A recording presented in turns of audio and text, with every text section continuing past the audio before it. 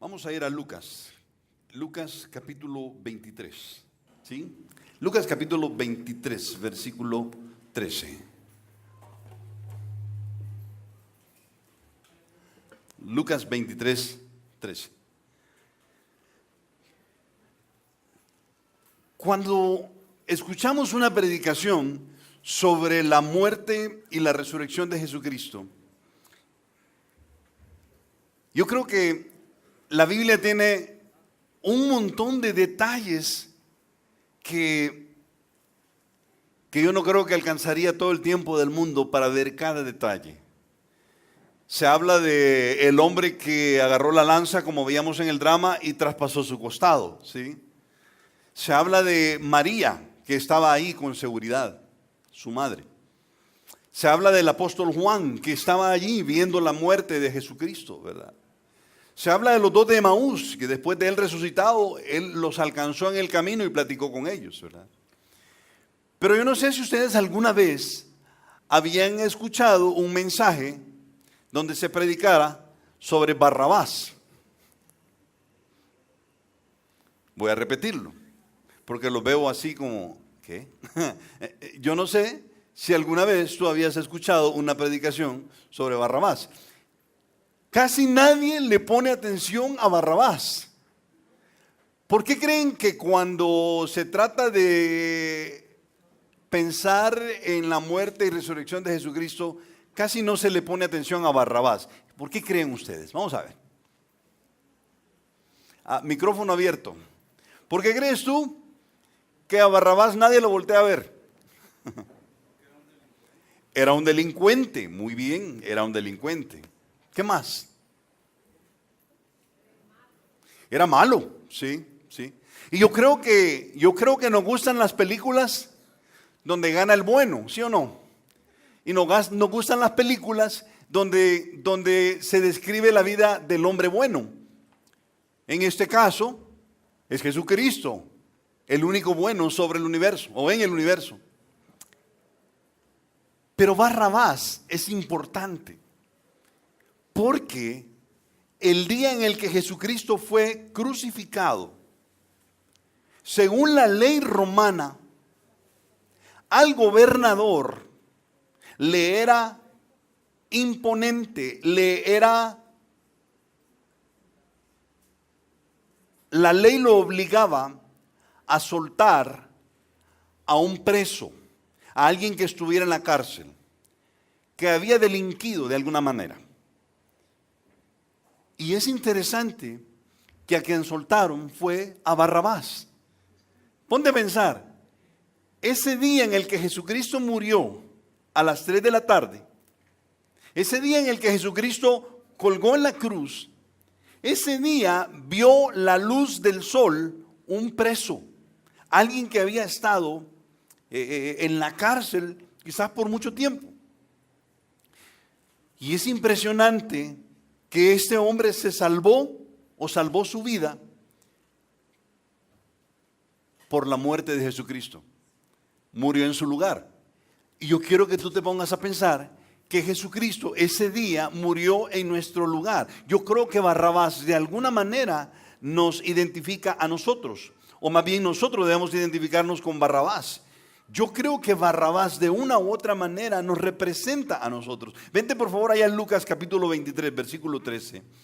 Sígueme por favor. Lucas 23, versículo 13. Yo sé que es un relato y un mensaje diferente al hablar de Barrabás, pero yo quiero que hablemos de Barrabás.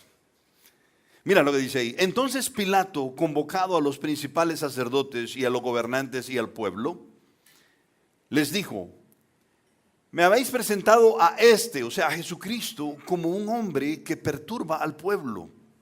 Pero habiéndole interrogado yo delante de ustedes, de vosotros, no he hallado en este hombre delito alguno. No he encontrado la culpa en este hombre, de aquellos de los que le acusáis. Y aún Herodes, porque os remití a él, y he aquí nada digno de muerte ha hecho este hombre. Le soltaré pues después de castigarle. Detente ahí, por favor. Pilato ha dicho: ya lo examiné. Es más, el rey Herodes lo examinó y no le encontramos ningún delito para que él muera en una cruz. Tienes que entender que en la cruz morían solamente los criminales. Ojo, no cualquier criminal, realmente aquellos que habían cometido los actos de barbarie más horrendos. Y entonces Pilato, justamente, y al igual que Herodes, dicen, no le encontramos nada a él. Pero tienes que entender una cosa también. Los judíos han manejado los hilos de las economías. Y de alguna manera los judíos tenían una influencia tremenda sobre el gobierno romano. Y Pilato quería congraciarse con los judíos. Miren qué interesante. Entonces les dijo, yo lo voy a soltar, solo lo voy a castigar y lo voy a soltar. Miren el versículo 17, es interesante. Y tenía necesidad, es decir, Pilato tenía necesidad de soltarles a uno en cada fiesta. Aquí está la ley. La ley le pedía al gobernador soltar a un delincuente durante la fiesta. Mas toda la multitud dio voces a una diciendo, fuera con este. Está hablando de Jesucristo. Y suéltanos, ¿a quién? A Barrabás. Subraya, si no es digital tu Biblia, subraya Barrabás. O ponle con un plumón digital, ponle en rojo, fluorescente, por favor, a Barrabás. Este había sido echado en la cárcel. ¿Por qué dice? ¿Por qué estaba en la cárcel? Por sedición en la ciudad y por un homicidio. Aquí nos da dos razones por las cuales Barrabás estaba en la cárcel. Una era sedición, y sedición es un levantamiento rebelde en contra de las autoridades. ¿Sí? Eso es sedición. ¿Y qué es homicidio? Mató a un hombre. Hombre, sides, matar. Mató a un hombre.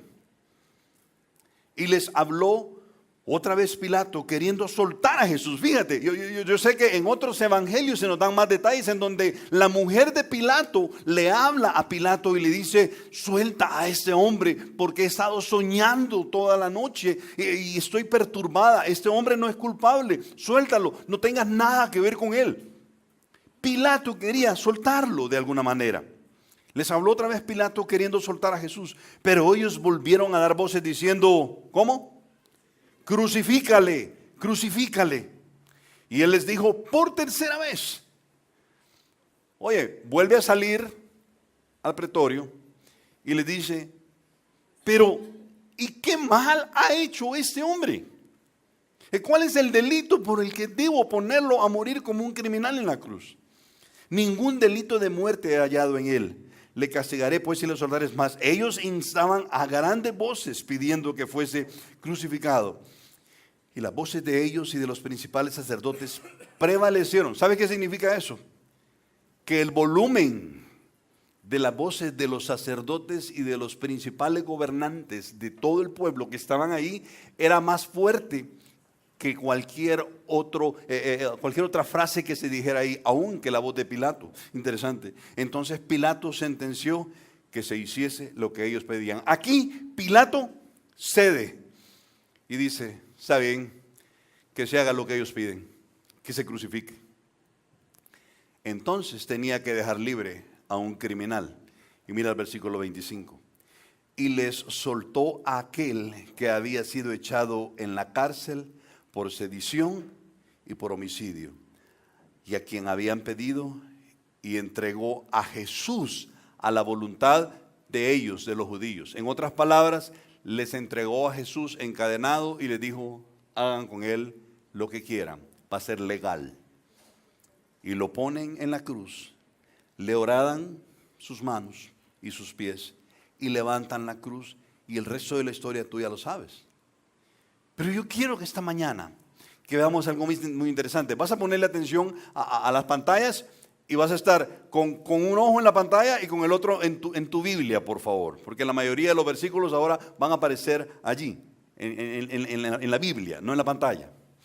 Yo quiero que veas que Barrabás del cual casi nunca se habla, era un hombre que te representa a ti y me representa a mí. Barrabás quedó libre por la muerte de Jesús. De otra manera, quizás a Barrabás le hubiera tocado podrirse en la cárcel. Pero este hombre era rebelde, eso nos dice la Biblia. Estaba en la cárcel porque era rebelde contra la autoridad. Yo quiero que tú veas que tú y yo éramos rebeldes a Dios, ¿sí o no?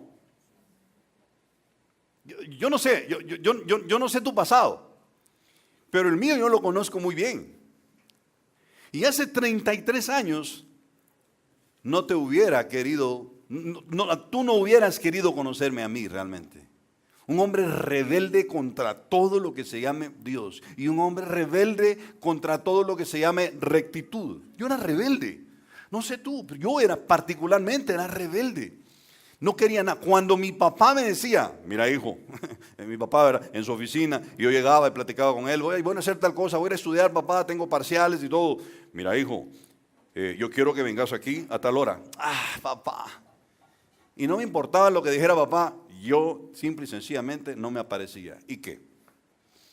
Yo había comprado la voluntad de mi papá. ¿Cómo? Avanzando en mis estudios. Entonces mi papá se quedaba callado. Y yo podría reclamarle lo que fuera a mi papá. Es impresionante. Me paraba la policía y yo era el hombre más enojado de San Salvador. Y tenían justa razón en parar. Y a veces tomado o manejando endrogado. No quería que la autoridad me dijera nada. Ahora fíjate, una cosa es ser rebelde contra la autoridad de tus papás, otra contra la autoridad civil, pero otra cosa es ser rebelde contra Dios. Escuché por esos días que mi hermana Evelyn se había convertido, tú ya sabes la historia, y ella me empezó a hablar de Dios. Y cuando me empezó a hablar de Dios, ¿sabes cómo me sentía? No sé si alguna vez has agarrado una sanguijuela y le has puesto un montón de sal. ¿Sí ya lo han hecho? Ok, una babosa. Es que una babosa en El Salvador, mejor no les digo qué quiere decir. Una babosa. Ha agarrado una babosa, de esas babosas que van subiendo ahí, ¿verdad? Y van dejando todo baboseado. y entonces tú la agarras y la vamos a matar. Y te dice tu mamá, ponle un montón de sal. Y vas a agarrar de esa sal de cocinar, ¿verdad? Y se la pones. ¿Qué le pasa a la babosa? ¿Verdad que se retuerce toda? Cuando a mí me empezaron a hablar de Dios y de obedecer la Biblia, yo parecía una babosa a la que le habían puesto una libra de sal encima. Me retorcía y empezaba a patalear y a ofender. No me hables de eso. Me voy a quedar con eso. Pero yo era malcriado. No quiero que nadie me diga nada. Ahora, yo no sé cómo era tu vida antes de llegar al Señor Jesucristo. Pero la mía, yo viví una vida rebelde. Yo me identifico mucho con Tito, capítulo 3. Ahora, deja una marca ahí, por favor, y vente a Tito. Tito está yendo hacia el final de la Biblia, pasando primera de Timoteo, segunda de Timoteo, llegas a Tito. Si llegaste a Filemón y Hebreo, ya te pasaste, regresa. Tito, capítulo 3, ven al versículo 3, por favor, para que me entiendas por qué Barrabás me representa a mí y por qué Barrabás debe representarte a ti. Mira lo que dice, versículo 3, Tito 3:3. Porque nosotros también éramos en otro tiempo, ¿qué? Insensatos. Hacíamos las cosas sin sentido. ¿Y qué dice ahí? Rebeldes. Rebeldes. Extraviados. Qué triste realmente. Rebeldes, extraviados, esclavos de concupiscencia. ¿Sabes qué es una concupiscencia? Un deseo morboso por hacer todo lo que no está correcto. Esa es la concupiscencia. Y en deleites diversos, viviendo en malicia, esa intención de hacerle el mal al otro, y en envidia. Y oye esto, aborrecibles y aborreciéndonos unos a otros. Yo te dije la vez pasada que a veces nosotros nos sentimos cuando nos hacen algo, pero no nos ponemos a pensar que nosotros hacemos a los demás que se sientan también, porque les clavamos una cuchilla. Óyeme, tú y yo éramos rebeldes y no queríamos nada con Dios. ¿Sabes por qué la gente no viene a este Cristo Jesús resucitado? ¿Sabes por qué no quieren venir a Él? Porque no quieren que alguien les diga cómo deben conducir su vida. Hace poco yo estaba hablando con un amigo y ahí en el restaurante estuvimos desde las 7, no, más temprano, desde como las 5:30 hasta como a las 10. Y yo le hablé de Cristo y le decía, ¿sabes en qué consiste arrepentirse? Consiste en que tú vas manejando el timón de tu propio carro y ahora le dices a Dios, Dios te dice, dame las llaves. ¿Para qué? Yo voy a sentarme en ese asiento y yo voy a conducir tu carro. No quiero nada. Eso no lo quiero. ¿Por qué? Porque yo quiero seguir haciendo lo que yo quiero y quiero seguir yendo a donde yo quiero ir. Y no quiero que nadie me venga a decir para dónde debo ir. Esa es la razón por la que la gente no quiere nada con Jesucristo. Simple y sencillamente porque no le quieren decir a Jesús, está bien, voy a parar, me salgo del asiento del conductor, te entrego la llave, entra Jesús, enciende el carro, yo me voy a ir al asiento, ni al de a la par tuya, me voy a ir al asiento de atrás y no voy a decir nada. Y de aquí en adelante voy a caminar de acuerdo a las instrucciones que tú tengas. En eso consiste la conversión de alguien. Yo te pregunto esta mañana, ¿le has entregado las llaves del timón y del motor de tu carro? Estoy hablando en sentido figurado, por supuesto. A Jesús. En eso consiste la conversión. La gente no quiere venir a Jesús porque quiere seguir viviendo sus propias pasiones, su propia rebeldía. Punto. Y hay una rebeldía silenciosa. ¿Te has fijado? Hay una rebeldía no como la de Barrabás, que quizás salió a las calles a protestar contra el gobierno romano. Hay una rebeldía del ser humano en donde no dice nada, se queda callado. Simple y sencillamente dice, sí. Pero en su corazón está diciendo, no. ¿Te has fijado? Yo creo que los adolescentes pasan por una etapa de esas, no sé si tú te has fijado. Yo amo a los adolescentes y a las adolescentes porque he tenido 3 y tengo a una ahorita. Tengo a una todavía en la etapa de la adolescencia. Y yo no sé si ustedes se han fijado que cuando se les dice, mira, necesito que tú vayas a hacer tal cosa. Yo he estado molestando a Camila recientemente. Le digo, estás en la etapa del mareado. ¿No te has fijado tú? Que cuando le hablas, están en el teléfono, ¿verdad? Mira, hija, necesito que vayas allá abajo y me traigas tal cosa. Te miran. Están como, hija, ¿me oíste? Sí, pero no se mueven. ¿Sabes? Es un sí aquí, pero adentro es no.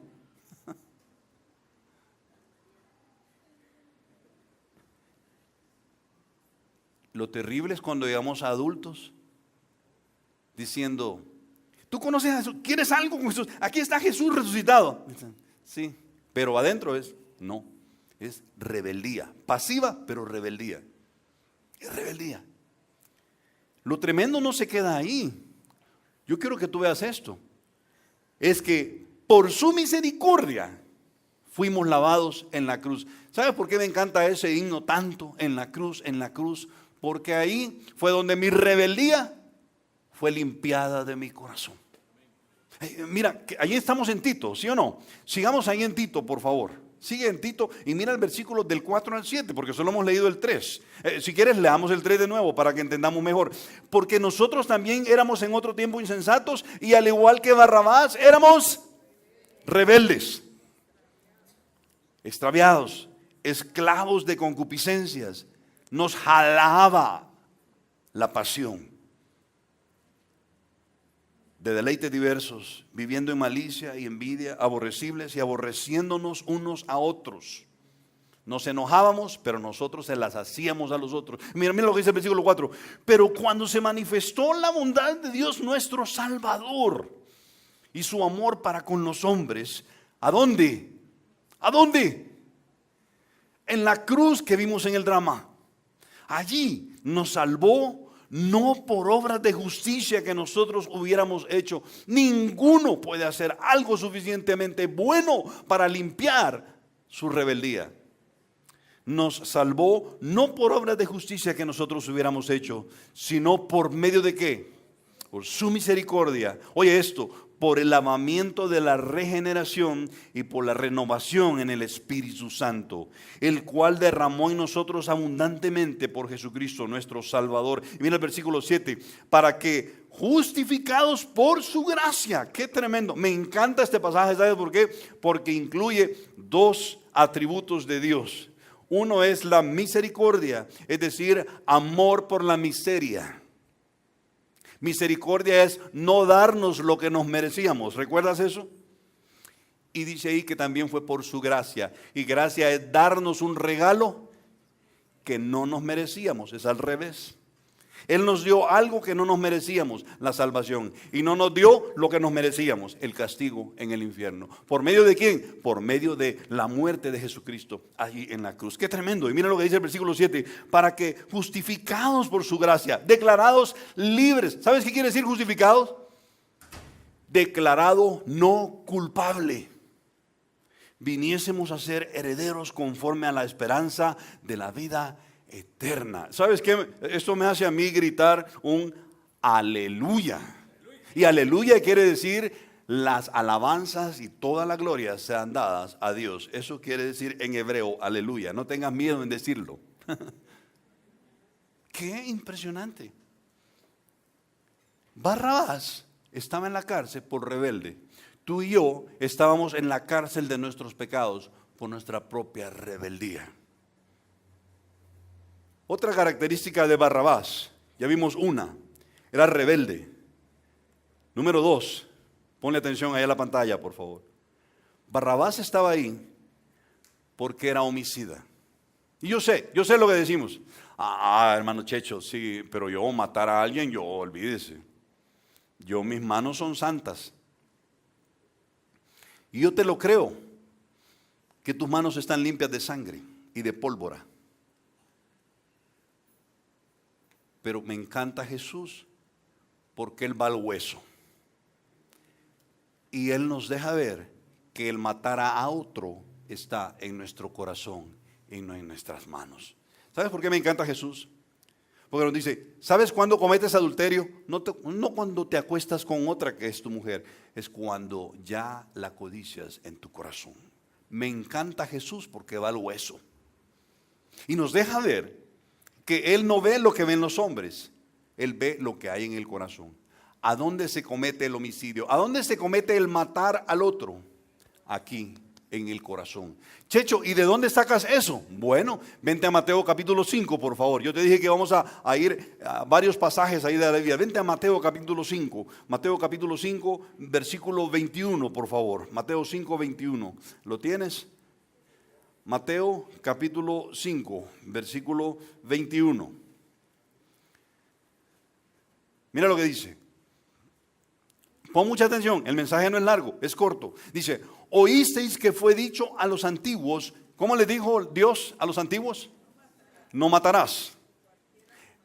Y cualquiera que matare será culpable de juicio. Ajá. ¿Sabes qué estaba pensando la gente cuando leía este pasaje? Estaba pensando o en un arco, o en un hacha, o en una flecha, o yo no sé, una lanza, cualquier cosa que matara intencionalmente. ¿Sabes? La Biblia tenía un escape para aquel que lo había hecho por accidente. Pero cuando no lo hacía por accidente, sino que en el corazón se retorcía por lo que le habían dicho e iba y se las desquitaba con el otro, como lo hizo Caín, eso se llama dolo. Aquí está hablando del dolo. Mira, Oíste que fue dicho a los antiguos, no matarás, y cualquiera que matare será culpable de juicio. Pero yo les digo, dice Jesús, que cualquiera que se enoje contra su hermano será culpable de juicio. Y cualquiera que le diga, ¿cómo? Necio a su hermano será culpable ante el concilio. Y cualquiera que le diga fatuo quedará expuesto al infierno de fuego. Esa palabra fatuo te la voy a traducir y te pido perdón si para ti es una mala palabra. Es decirle a otro imbécil. ¿La dijiste alguna vez? ¿Se la dijiste a alguien? No, en serio. Antes de conocer al Señor. Sí, ¿verdad? Ahora ya cambió, ¿verdad? Sí, ok. Yo también. ¿Cuántas veces no ofendimos tú y yo a alguien que nos hizo algo o te dijo algo? No conocías al Señor y lo que hiciste fue, ¿sabes qué? Imbécil. Y te dabas la vuelta y tú ya quedabas tranquilo en el corazón. Wow. Según la Biblia, allí mataste. No usaste pólvora, no usaste un cuchillo, pero allí mataste. Qué tremendo. Barrabás estaba en la cárcel. ¿Cuál era la primera razón? Rebeldía. Pero la segunda razón es que había matado. Yo quiero proponerte que Barrabás nos representa a nosotros en la cárcel porque también habíamos matado antes de llegar al Señor Jesús. Y si tú estás aquí esta mañana y no tienes una relación personal con Jesucristo, tu corazón no ha sido lavado de la rebeldía ni del haber matado a otros o a otras. Pero en tercer lugar, nos dice la Biblia que Barrabás era ladrón. Con este punto termino. Barrabás era ladrón. Checho, ¿y de dónde ha sacado el ladrón si ahí no está? La Biblia es preciosa porque es complementaria. Tienes que tomar todas las piezas del rompecabezas para ponerlas juntas y entender de quién está. Barrabás, del cual casi nunca se predica en Semana Santa. Yo quiero presentarte a un hombre que también era ladrón. Vente a Juan capítulo 18, por favor. Juan capítulo 18, versículos 38 al 40. ¿Lo tienes? Juan capítulo 18. Ahora vamos a Juan, el Evangelio de Juan, capítulo 18, versículo 38. Ahora está Jesucristo ante Pilato, pero ahora lo va a describir Juan. Y le dijo Pilato, ¿qué es la verdad? Es interesante. Acabamos de ver en este drama a este Jesucristo que fue puesto en la cruz. Pero antes de ir a la cruz, es impresionante que Pilato habló con él. Y le dice Pilato a Jesús, ¿y cuál es la verdad? Y tú has escuchado esta leyenda urbana. Y que la verdad es la sumatoria de todas las verdades, ¿verdad? Y que los chinos tienen parte de la verdad. Como que que es un elefante. Y algunos conciben la verdad como ellos la han entendido desde pequeños. Y que los chinos están tocando una pata, ¿verdad? Entonces dicen, la verdad tiene forma de una pata de elefante. Y que allá los testigos de Jehová están tocando ahí quizás el moco, ¿verdad? Del gorila, del elefante, ¿verdad? Y entonces al tocarlo dicen, sí, la verdad tiene forma de un moco de elefante. Pero otros quizás tocan la oreja. Los mormones tocan la oreja. No, fíjense que la verdad es redonda. Es más, son dos verdades. Y alguien dijo, ¿saben qué? La verdad es la sumatoria de todo eso. Ten mucho cuidado. La verdad, según la Biblia, tiene nombre, es Jesucristo. Y Pilato le pregunta en ese momento, bueno, si quieres retrocede allí un versículo en el 37, le dijo entonces Pilato, ¿luego tú eres rey? Y respondió Jesús, tú dices que soy rey. Yo para esto he nacido y para esto he venido al mundo, para dar testimonio a la verdad. todo aquel que es de la verdad oye mi voz. Pilato. Y Pilato le dice, ¿y qué es la verdad? Qué tremendo. Sin duda Pilato había leído. Sin duda Pilato había leído las filosofías orientales. ¿Qué es la verdad? ¿Le respondió Jesucristo? ¿Le respondió Jesucristo? No. ¿Sabes por qué no le respondió? Correcto. Porque la verdad estaba frente a Pilato. Y no hay peor ciego que el que no quiere ver la verdad. ¿Y cuál es la verdad de Jesucristo? Me imagino a Jesucristo encadenado y viéndolo. Qué impresionante. Lo tienes enfrente y no puedes entender quién es la verdad. Pero ahí no era que íbamos a llegar. 38. Le dijo Pilato, ¿qué es la verdad? Y cuando hubo dicho esto, salió otra vez a los judíos y les dijo, yo no hallo en él ningún delito, pero vosotros tenéis la costumbre de que os suelte a uno para la Pascua. ¿Queréis pues que os suelte al rey de los judíos? O sea, a Jesús, el rey de los judíos. Versículo 40, entonces todos dieron voces de nuevo diciendo, no a este, sino a Barrabás. Y aquí está, subráyalo. Y Barrabás era, nos da una tercera causa por la cual Barrabás estaba en la cárcel condenado a muerte. Era ladrón. Y yo te propuse al comenzar este mensaje esta mañana, que Barrabás te representa a ti y me representa a mí. Porque éramos rebeldes, ya matamos, pero también hemos robado. Ah, no, hermano Checho, cualquier cosa puede decir de mí, pero yo soy honradísimo de las manos. ¿Sí o no? ¿Sí o no lo decimos? Ay, acúseme de cualquier cosa, pero el ladrón no me vaya a acusar, por favor. ¿Sabes qué? Tú y yo éramos ladrones. Peor que ladrones, éramos truanes. Éramos estafadores. ¿Y por qué dice eso, hermano Checho?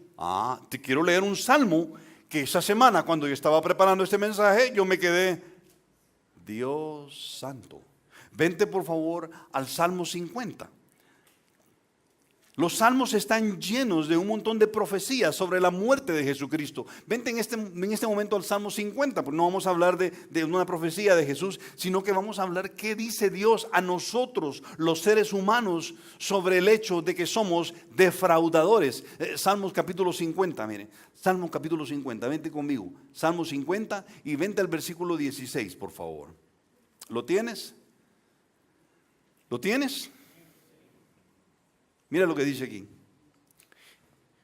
Pero al malo, dijo Dios. Yo sé, cuando decimos, pero al malo le dijo Dios, sí o no, que inmediatamente nos quitamos. Eso no es para mí. Eso es para Barrabás, pero no para mí. Al malo. Yo, cuando estaba leyendo, dije, qué tremendo. Me acabo de ver a mí mismo quitándome de ahí. Eso no es para mí. Pero ¿sabes qué?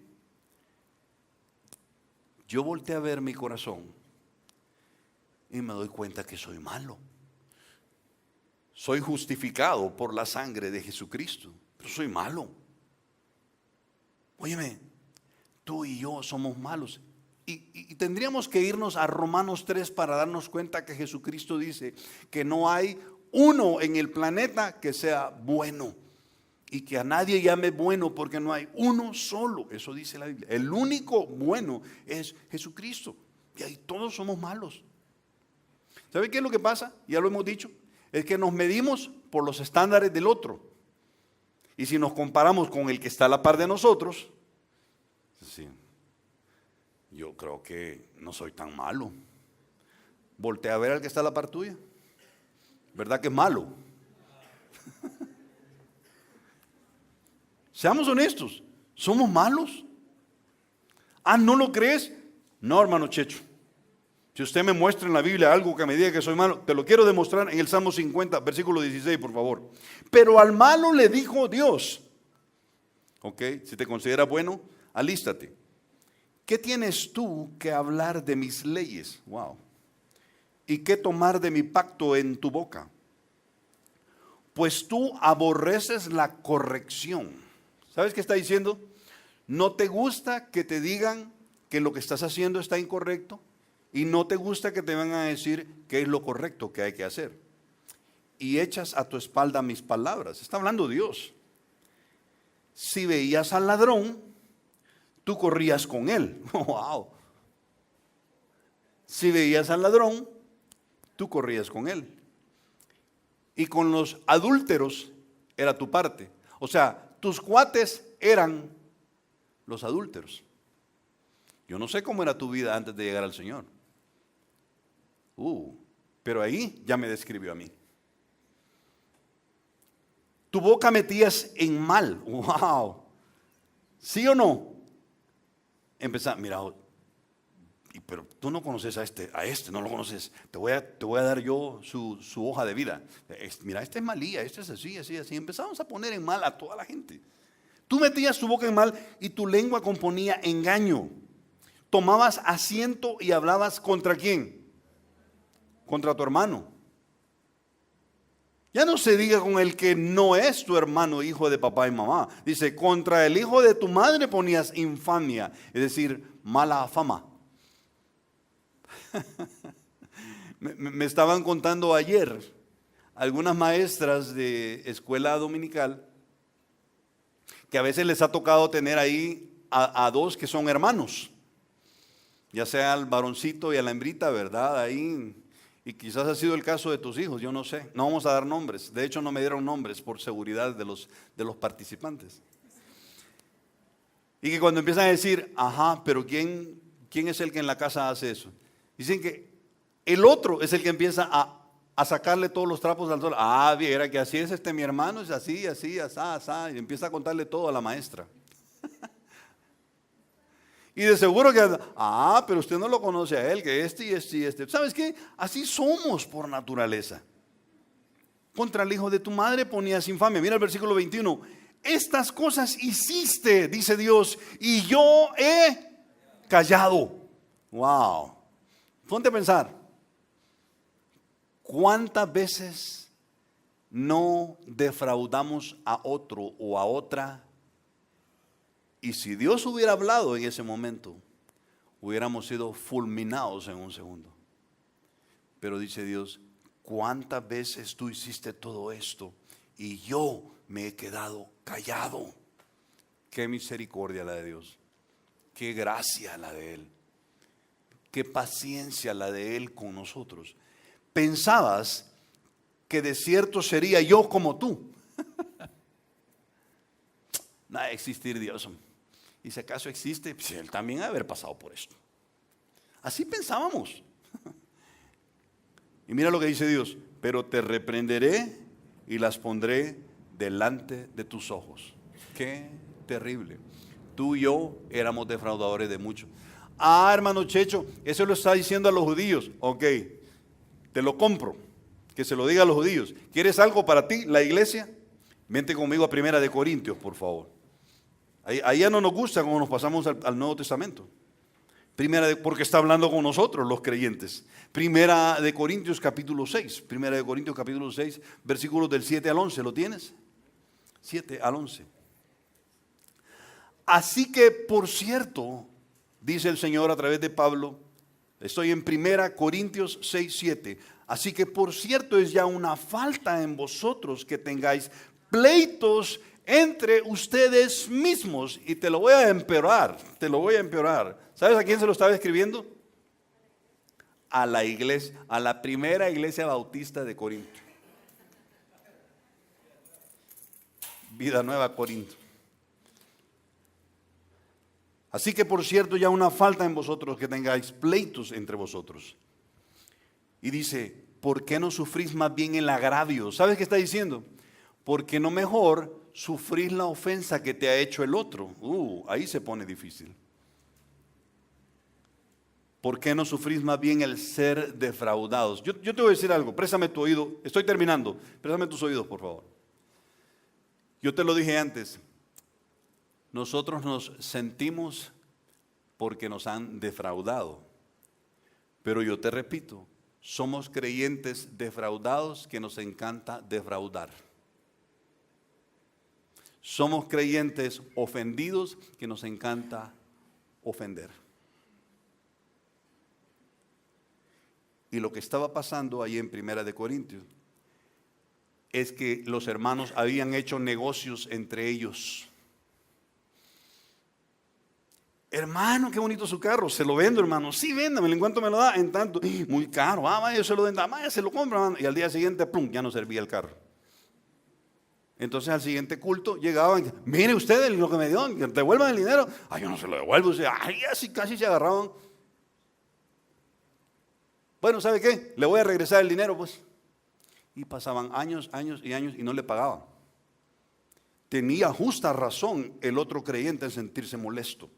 De hecho, yo ya lo he dicho en Vida Nueva y lo voy a decir, por favor, pónganme mucha atención. No hagan negocios entre ustedes, por favor. Por favor. Si quieres que el otro deje de venir a Vida Nueva, entonces haz negocio con el otro, por favor. Porque le vas a defraudar y ya no va a querer nada con Dios. Somos defraudadores que nos sentimos defraudados. Yo no puedo ser más enfático en esto. Hermano, qué bonito lo que anda vendiendo. Ay, se lo vendo. Démelo, me lo da fiado, sí. Ya después yo no le vuelvo a pagar nada. ¿Sabes qué es eso? Pecado, maldad. Pero es más maldad enojarte contra el otro y andar hablando con toda la iglesia. Mire el hermanito, mire la hermanita lo que me hizo. Es peor. Yo desestimulo que hagan negocios entre ustedes. Por esto. Pero mi punto es, somos engañadores que nos engañan. Y dice, ¿por qué no sufrís más bien el ser defraudados? Pero, por cierto, quiero terminar con un paréntesis. Si le debes algo a alguien en esta iglesia, págaselo, no robes. Pero vosotros cometéis el agravio y defraudáis, y esto a los hermanos. Wow. Ni siquiera a los no creyentes, a los hermanos. Y dice el versículo 9, ¿no sabéis que los injustos no heredarán el reino de Dios? No erréis, ni los fornicarios, ni los idólatras, ni los adúlteros, ni los afeminados, ni los que se echan con varones. Y está hablando de homosexuales, hermanos. Sí, está hablando de homosexuales. Versículo 10, ni los, ahí está, subráyalo, ni los ladrones, ni los avaros, ni los borrachos, ni los maledicientes, los malcriados, ni los estafadores heredarán el reino de Dios. Yo sé, cuando leemos eso, decimos, uy, hermano, qué lacra. Yo no soy de esos. Lee el siguiente versículo, por favor. ¿Quién lo quiere leer en voz alta? Chechita, te vi que lo leíste. Y esto erais algunos. ¿El qué, hermano? Ladrones, defraudadores, engañadores, truanes. En la primera iglesia Vida Nueva de Corintio habían homosexuales que se habían regenerado. Qué bendición cuando eso ocurre. No se puede, hermano. Sí, se puede. Está en el corazón el querer. El punto es, no nos perdamos. Barrabás era rebelde, era homicida y era tan engañador y estafador como tú y yo. Pero qué bendición. Yo doy gracias a Dios por lo que dice Colosenses capítulo 2. Un versículo más y nos vamos a la casa. Colosenses. Vente a Colosenses, por favor. Colosenses capítulo 2, versículo 13. ¿Lo tienes? Dice la Biblia. Y a vosotros, que me encanta, o ponle todos tus sentidos. Si a un versículo le vas a poner atención, ponle atención a este, por favor.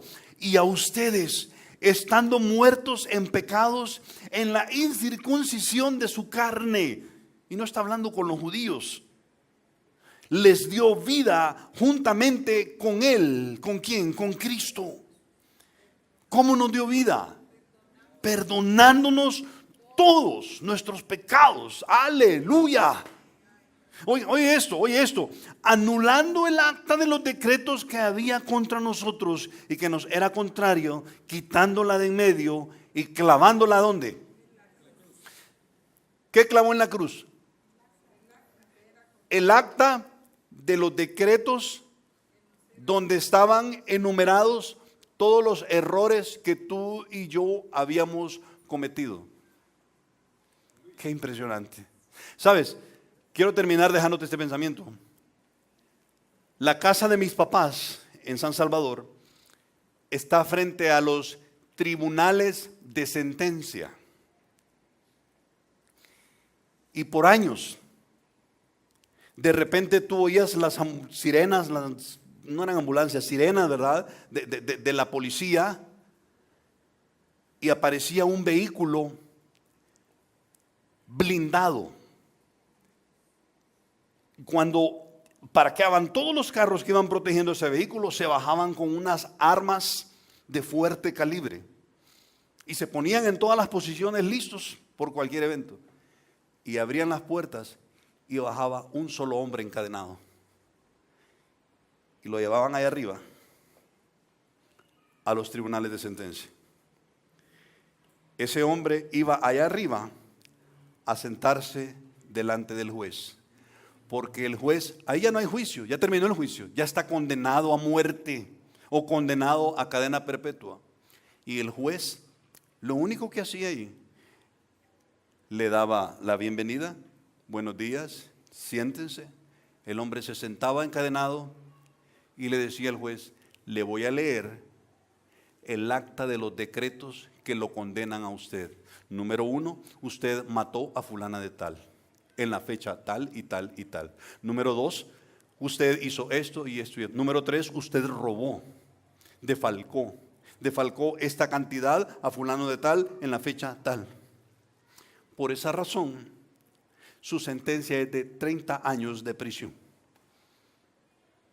El hombre se levantaba encadenado, lo llevaban para abajo, lo volvían a meter al camión blindado, cerraban todo y se desplegaba todo el aparataje que lo llevaba escoltado de regreso a la cárcel.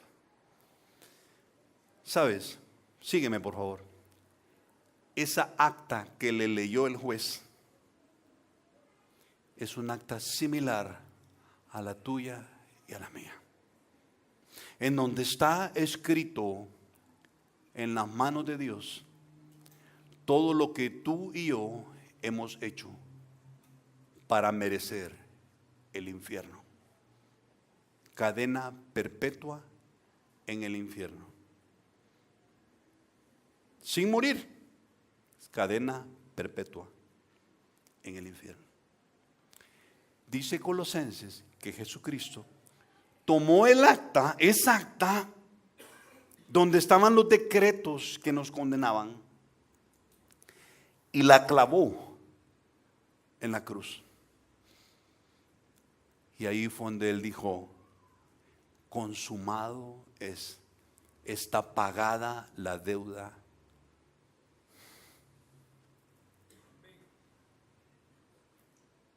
En su totalidad. ¿Sabes lo tremendo de Barrabás? Con esto termino. ¿Sabes qué significa Barrabás? ¿Quién sabe qué significa Barrabás? Honestamente, yo quiero. ¿Qué significa Barrabás? Yo tampoco me había puesto a pensar. ¿Sabes qué significa Barrabás? Barrabás es un vocablo arameo, de donde bar significa hijo. ¿Sí?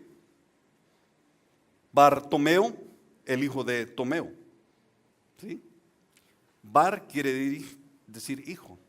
Pero ¿te acuerdas que hay un pasaje en la Biblia en donde dice que nuestro espíritu clama Abba Padre, que quiere decir papito?